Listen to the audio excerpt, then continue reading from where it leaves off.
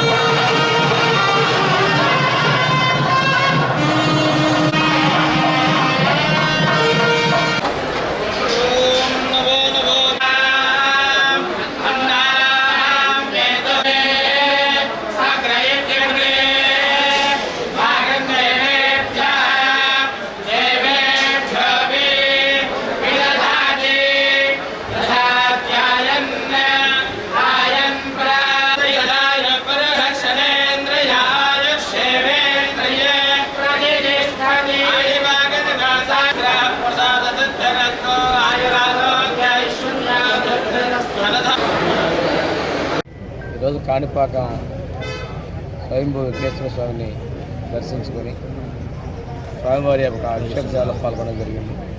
ఈరోజు ఇక్కడ మన శాసనసభ్యులు మురళీ గారు, ఆలయ చైర్మన్ మణినాయుడు గారు, వాళ్ళందరూ మిగిలినటువంటి నాయకులందరూ కూడా పాల్గొని స్వాగతం పలికారు.